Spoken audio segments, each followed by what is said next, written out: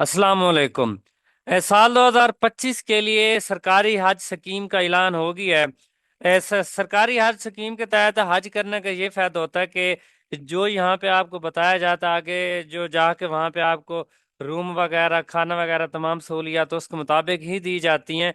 जबकि अगर आप प्राइवेट एजेंट के पास जाते हैं तो बाज़ औक़ात आपको धोखा दे जाते हैं। यहाँ पे कहते कुछ हैं, आगे आपको वो सहूलियात नहीं देते। ये तो सरकारी हज स्कीम के तहत 2025 के लिए हज के लिए दरखास्तों की वसूली का अमल शुरू हो चुका है।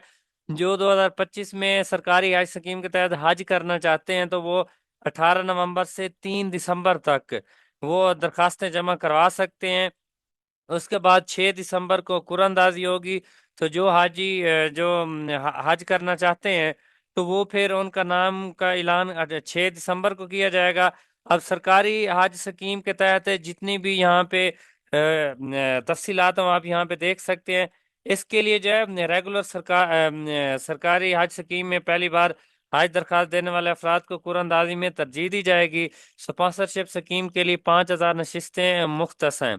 उसके अलावा समंदर पार पाकिस्तानी अपने या अपने प्यारों के लिए पहले आइए पहले पाइए की बुनियाद पर स्पॉन्सरशिप स्कीम के जरिए किसी नामजद बैंक में डॉलर में रकम भेजें। उसके अलावा 6 दिसंबर 2025 तक करामत पाकिस्तानी पासपोर्ट और 12 फरवरी 2013 से पहले पैदा होने वाला मुसलमान दरखास्त देने के अहल है। मतलब यहाँ पे जो छोटे बच्चे हैं जिनकी उम्र 12 साल से कम है वो दरखास्त नहीं दे सकते।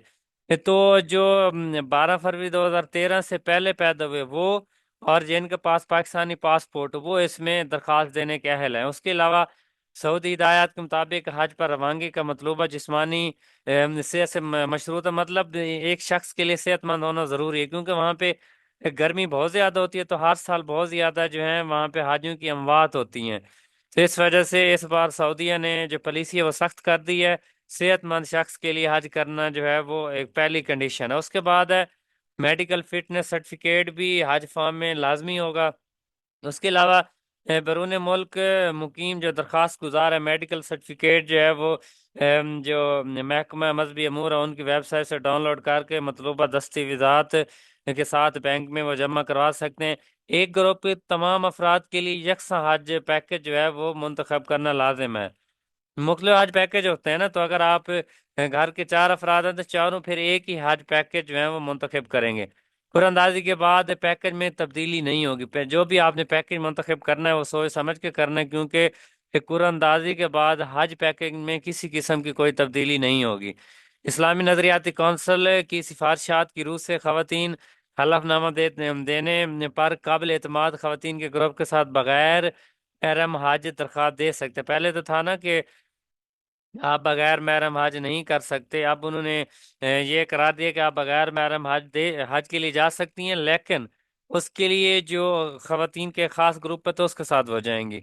पाकिस्तानी पासपोर्ट, शनाख्ती कार्ड की फोटो कापियाँ वगैरह ये आपके पास होना ज़रूरी है। उसके अलावा जो है फॉर्म जमा करवाते वक्त तफसीली जो शराइत ज़वाबित हैं वो आपने ज़रूर पढ़ने हैं।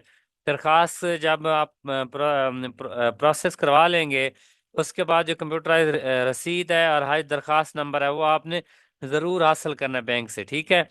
उसके बाद दरखास्त गुजार जो है वजारत की जो वेबसाइट है या व्हाट्सएप चैनल भी बना हुआ है तो वो सोशल मीडिया अकाउंट्स हैं उनको ज़रूर फॉलो करते रहें। कोई नई अहम अपडेट आती है तो वो आप वहाँ पे देख सकेंगे। अब उसमें जो है बुनियादी सहूलियात, एक तो यहाँ पे हज की तरबियत दी जाती है, जो बुनियादी तिबी सहूलियात दी जाती हैं, आने जाने का टिकट दिया जाता है। मक्का मदीना में जो रिहाइश है वो दी जाती है, ये शेयरिंग के तहत दी जाती है। 4 से लेकर 6 महरम रिश्तेदारों का एक फैमिली रूम भी हो सकता है अगर आप फैमिली ग्रुप में जाना चाहते हैं। ट्रांसपोर्ट कुत्ता वगैरह, उसके अलावा किताबें जो मकतब से आपको मिलेंगी। उसके अलावा 5 लीटर जमजम भी आपको मिलेगा। उसके अलावा लाइफ इंश्योरेंस भी मिलेगी। लॉन्ग पैकेज है उसमें 38 से लेकर 42 दिन तक भी आप जा सकते हैं। शॉर्ट पैकेज है 20 से 25 दिन। तो दो आपके पैकेज होंगे, एक होगा 38 से 42 दिन का और दूसरा होता है 20 से 25 दिन का। तो दोनों पैकेज में से कोई भी आप एक मुंतखब कर सकते हैं।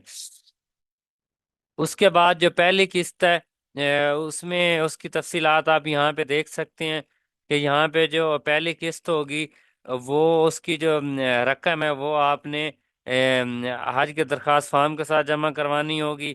اس کے بعد جو دوسری قسط ہے وہ آپ یہاں پہ اس کی تفصیلات دیکھ سکتے ہیں، 10 دن کے اندر جمع کروانی ہوگی۔